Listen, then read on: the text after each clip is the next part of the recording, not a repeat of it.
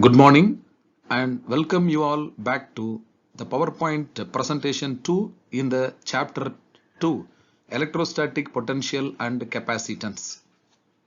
In the previous PowerPoint 1 we have completed up to the topic, namely the electrostatic potential energy of a system consisting of 2 charges and 3 charges.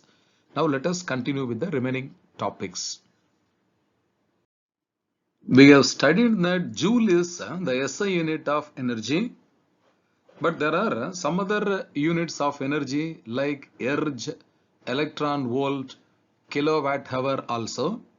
One such unit is called electron volt, which is denoted by small e followed by capital V. Now, before getting into the definition, I will explain you, my dear students. Suppose if there is a region where there is an electric field. If a test charge will enter inside the electric field, it will gain electrostatic potential energy or electric potential energy.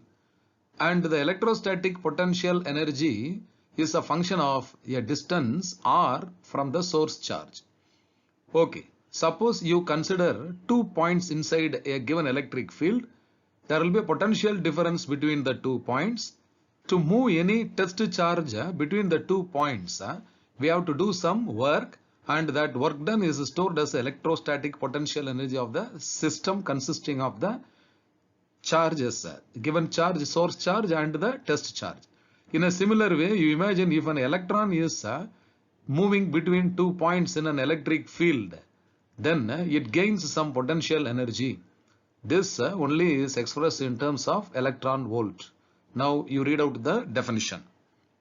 Electron volt EV.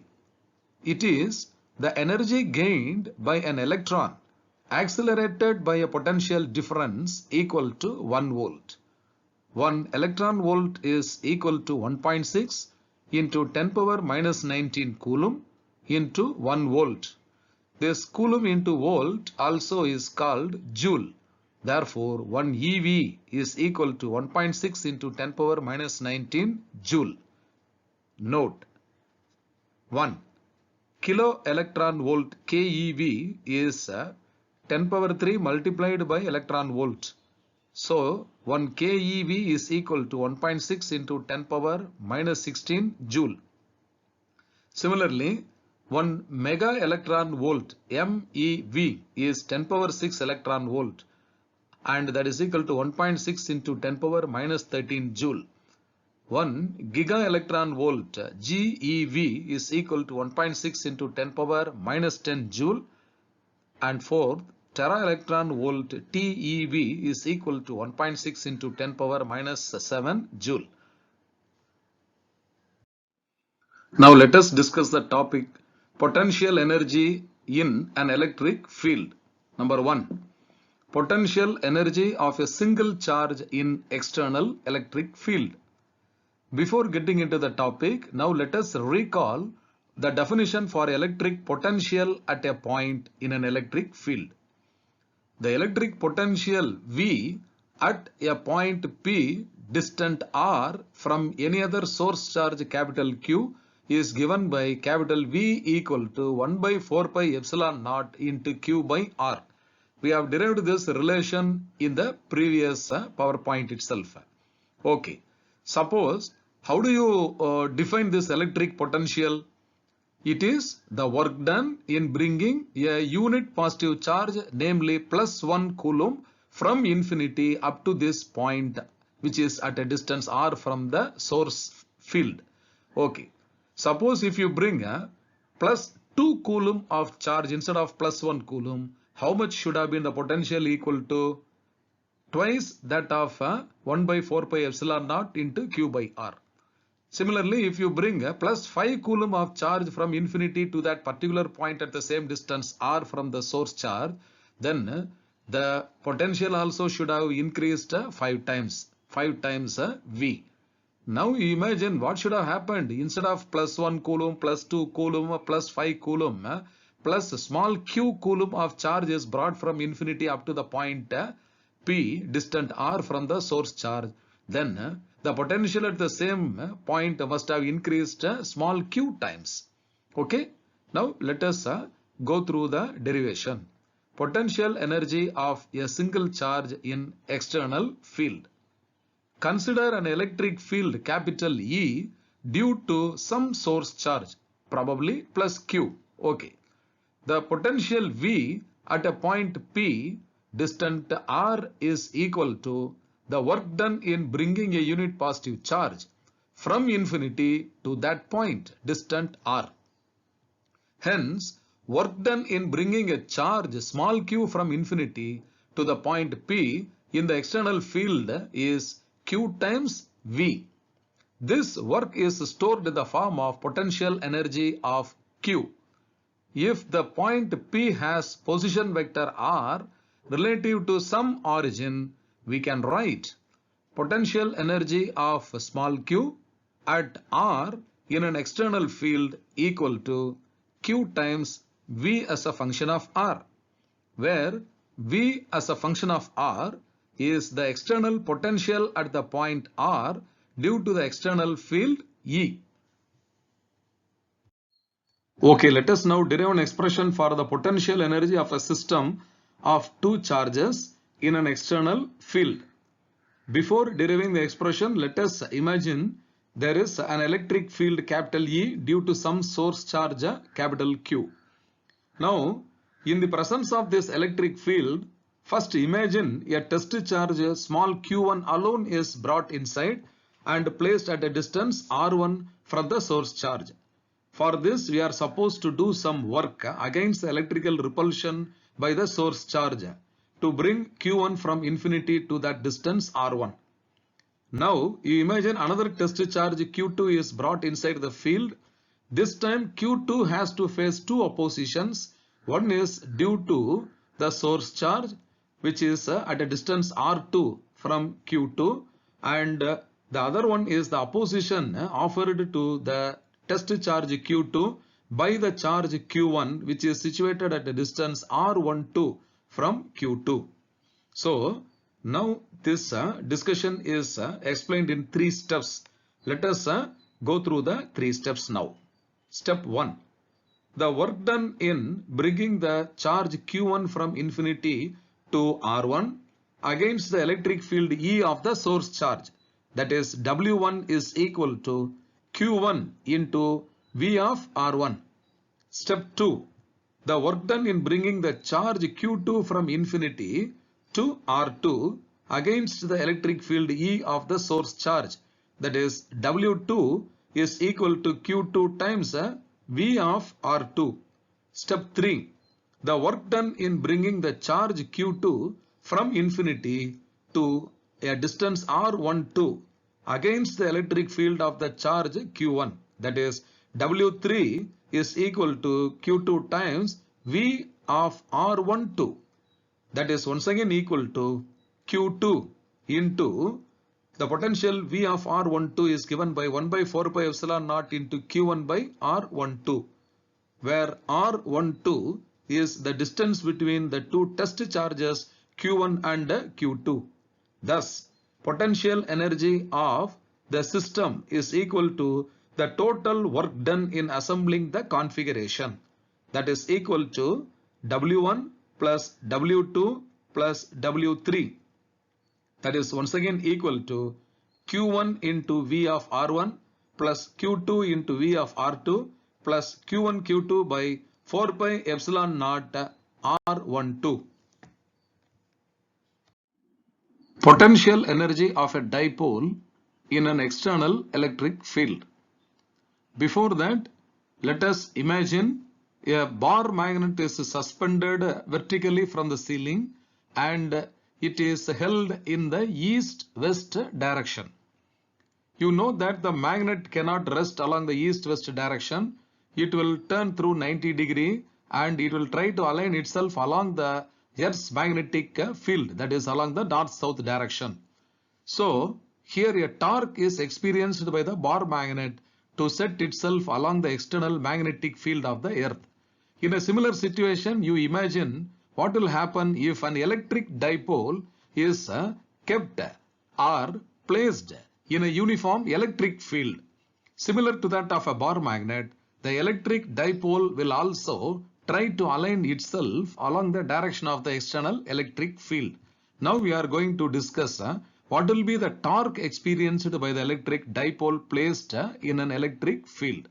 Okay, now come to the derivation. Before the derivation, once again you look at the diagram. The horizontal lines which are parallel to each other facing towards the right represent a uniform electric field whose intensity is denoted by capital E.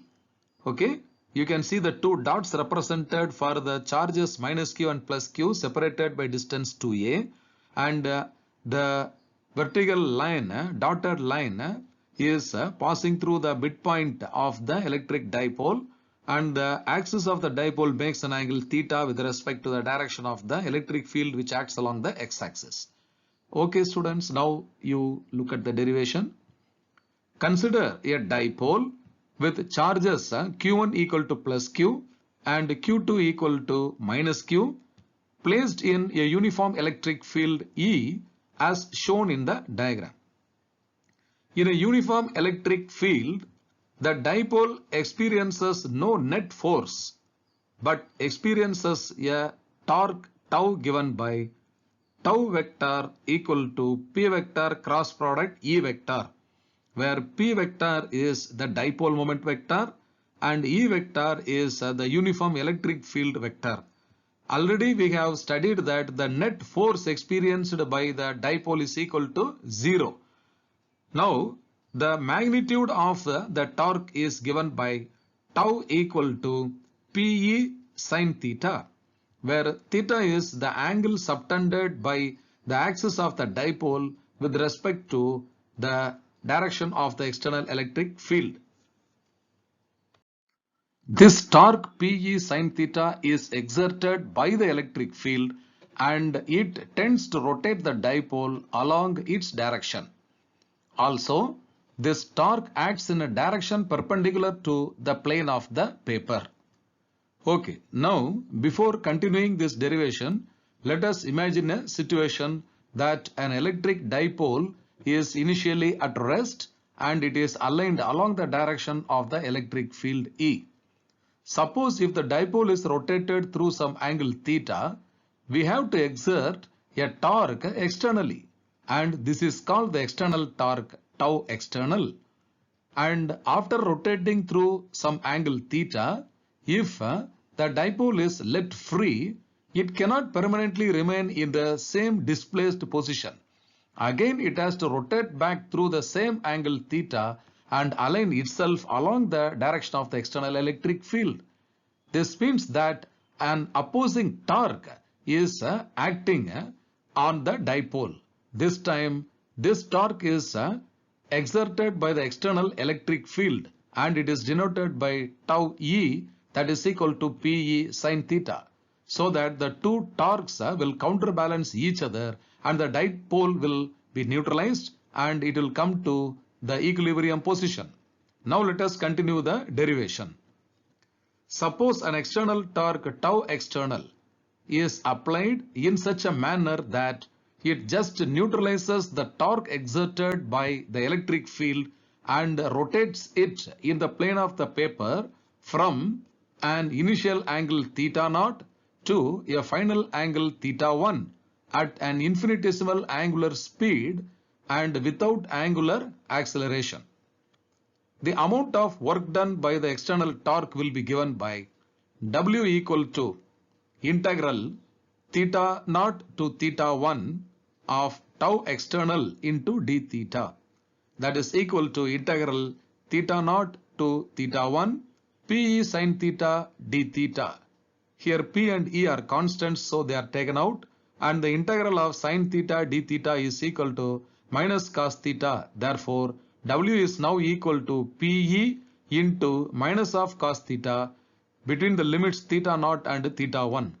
This is equal to Pe into cos theta naught minus cos theta 1. This work is stored as the potential energy U of the system. Therefore, U equal to Pe into cos theta naught minus cos theta 1.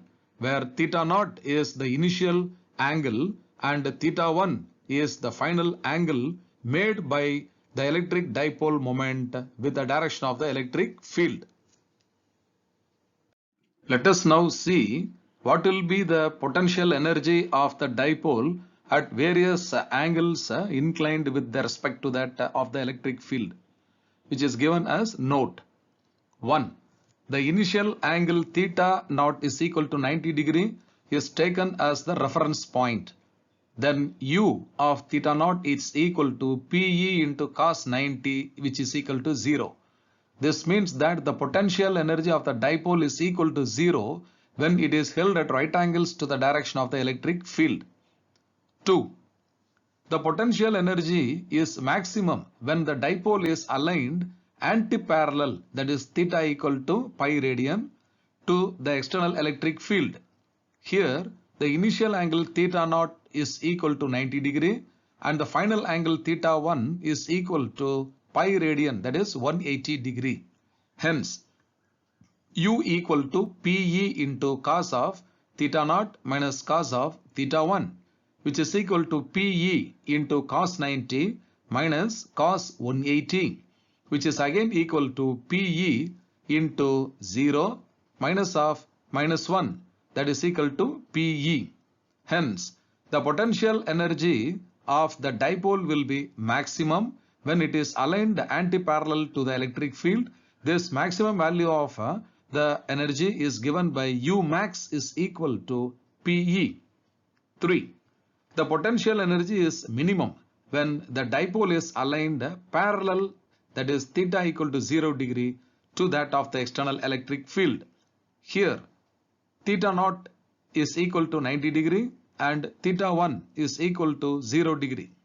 Hence u equal to Pe into cos theta naught minus cos theta 1, that is equal to Pe into cos 90 minus cos 0, that is equal to Pe into 0 minus 1, that is equal to minus Pe. Hence the potential energy is minimum when the dipole is aligned parallel to the direction of the external electric field, and this minimum value of the potential energy is given by U minimum is equal to minus Pe.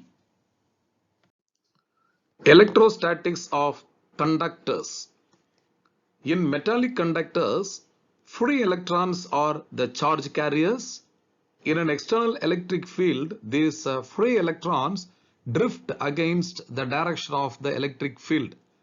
This means that the free electrons are moving from the lower potential to the higher potential of the electric field. In electrolytic conductors, the charge carriers are both positive and negative ions. This you must have studied while studying about electrolysis.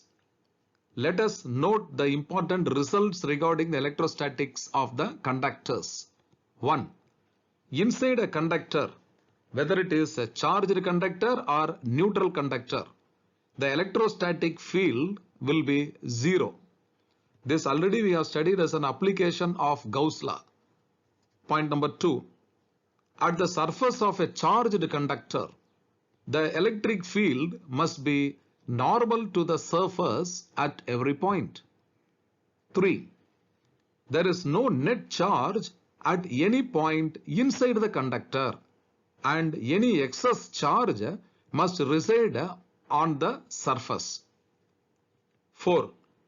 Electrostatic potential is constant throughout the volume of the conductor and has the same value as it is inside on its surface. 5.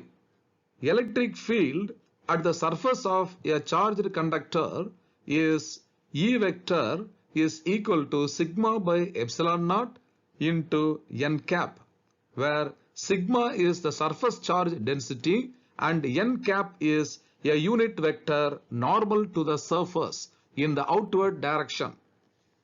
6. Electrostatic shielding. The electric field inside the cavity is always 0. This is known as electrostatic shielding. This can be used in protecting a certain region of space from the influence of an external electric field. Example, during lightning associated with thunder, it is safer to be inside a car.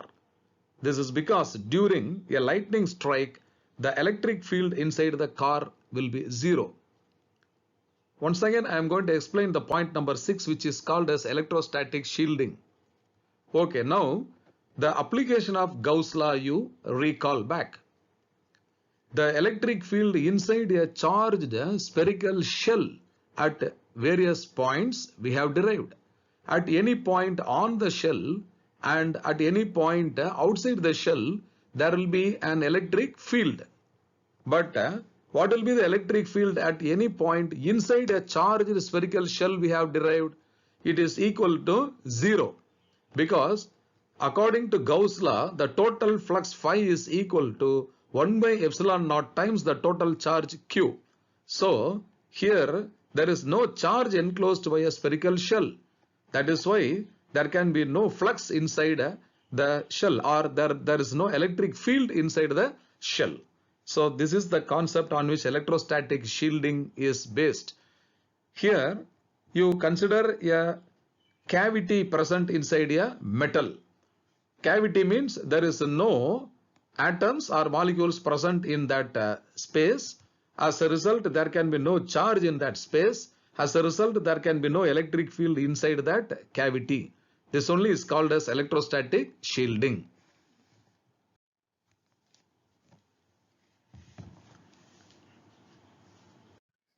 Dielectrics and polarization is the next topic of discussion. Let us now first define what a dielectric is. A dielectric is an insulating material in which all the electrons are tightly bound to the nucleus of the atom. There are no free electrons to carry current. Ebonite, mica, and oil are few examples of dielectrics. The electrons are not free to move under the influence of an external electric field. We know that the matter is made up of atoms and molecules. The molecules are once again made up of atoms. The atoms are consisting of positive and negative charges, and they are equal in number. Hence, we have heard that the atoms are electrically neutral. But the orientation of the positive and negative charges present inside any molecule will be different from each other. Depending upon that, the molecules are of two kinds. One is non-polar molecule and the second one is a polar molecule. First, let us define what a non-polar molecule is. A non-polar molecule is one in which the center of gravity of the positive charges, namely protons, coincide with the center of gravity of the negative charges, namely electrons. For example, the molecules of hydrogen, nitrogen, oxygen, and carbon dioxide. The nonpolar molecules do not have a permanent dipole moment. Let us see what is the reason for that. Look at the picture below. So, the right extreme of the picture you can see a circle, the center of which is having a positive charge plus q, and surrounding the positive charge there is a cloud of electrons represented by minus q. The center of gravity of all these electron cloud and the positive charge plus q are coinciding with each other, so that the distance of separation between these two equal and dissimilar charges, that is 2a, is equal to 0. Hence, the electric dipole moment of such molecule is equal to 0. Below the picture, if a non-polar dielectric is placed in an electric field, the center of charges get displaced in opposite directions. The molecules are then said to be polarized and are called induced dipoles. They acquire induced dipole moment p vector in the direction of the electric field. Hence, it is called linear isotropic dielectric. We have studied that every dielectric is made up of molecules, and these molecules are made up of atoms inside which they do not possess a permanent dipole moment. As a result, free electrons are not available for electrical conduction. Okay. However, when these dielectric materials having nonpolar molecules are placed inside an electric field, what will happen is depicted in the picture below. You see the picture number 1 where E is equal to 0. That is in the absence of an external electric field. Okay. Now each circle with a plus and minus shows that the center of gravity of positive and negative charges are coinciding with each other. And as a result, there is no dipole moment for the dielectric. Now the right side picture, you see the electric field E is not equal to 0. That is, the electric field is acting along the right hand side, and along the direction of the electric field each molecule is orienting itself and it attains an induced dipole moment. You can see that the direction of the electric dipole moment is acting from negative charge towards the positive charge. That is, in this picture, the direction of the electric dipole moment acts along the direction of the external electric field. The second kind of molecule is the polar molecule. A polar molecule is one in which the center of gravity of the positive charges is separated from the center of gravity of the negative charges by a finite distance. Examples: N2O, H2O, HCl and NH3. Now below the picture you see once again they have a permanent dipole moment. In the absence of an external field, the dipole moments of the polar molecules orient themselves in random directions. Hence, no net dipole moment is observed in such dielectrics. When an electric field is applied, these dipoles orient themselves in the direction of the electric field. Hence, a net dipole moment is produced. Look at the picture shown below.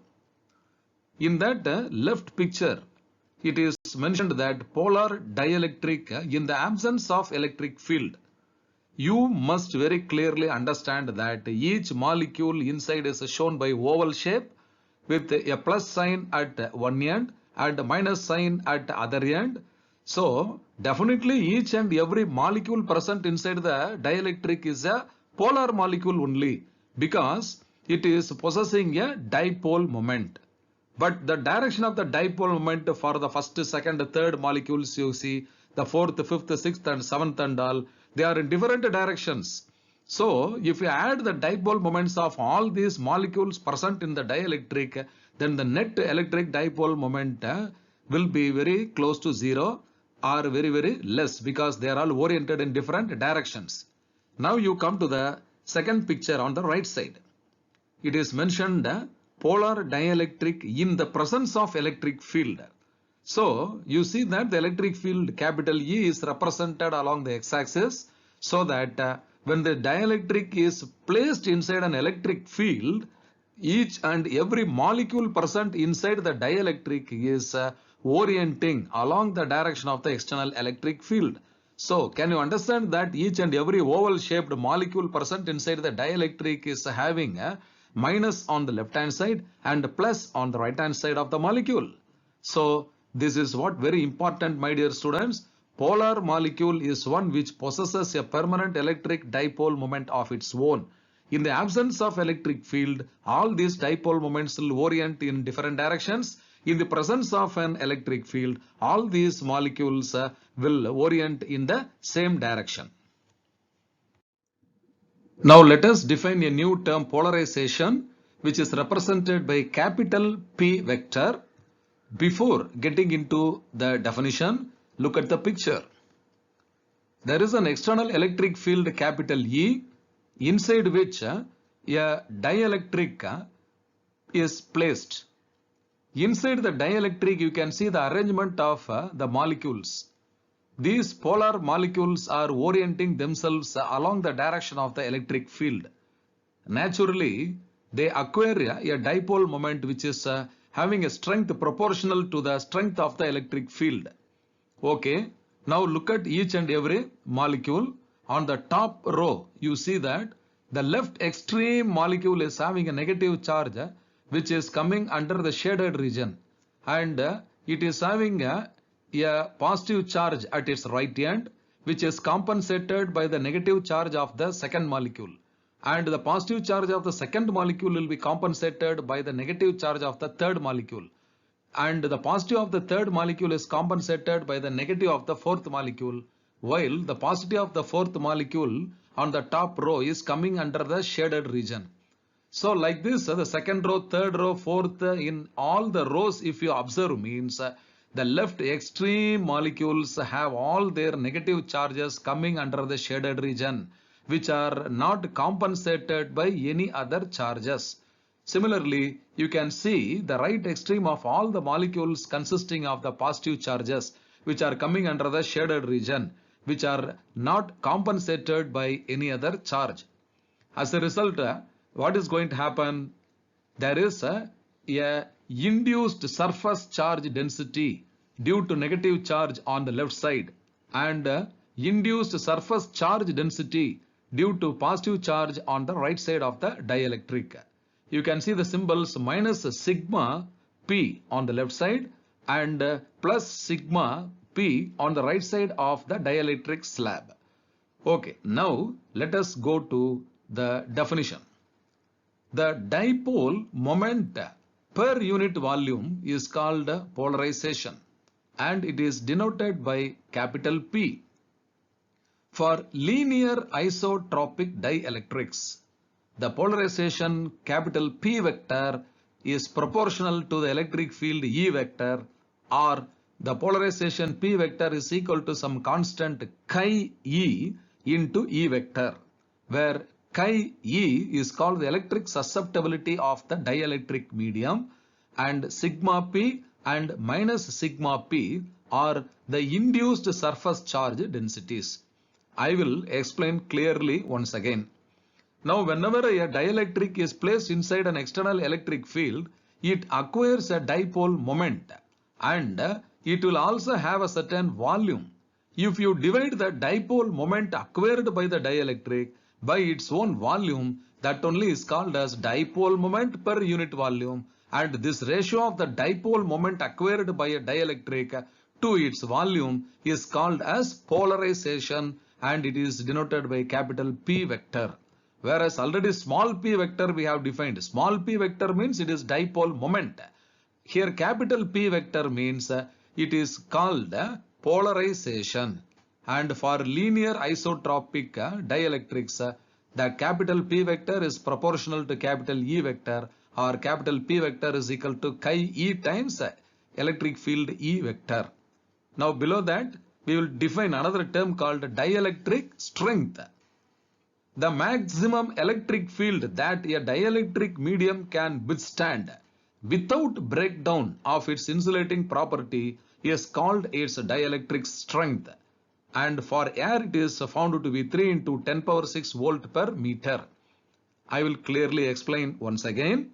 Suppose if a dielectric is placed inside the electric field, and the strength of the electric field is continuously increased, at one stage what will happen? The insulating sheet or the dielectric sheet placed inside the electric field cannot tolerate the strength of the electric field, and it will undergo a breakdown process, and it will lose its insulating property. So now we want to define a term called dielectric strength, and it is a maximum electric field that a dielectric can withstand.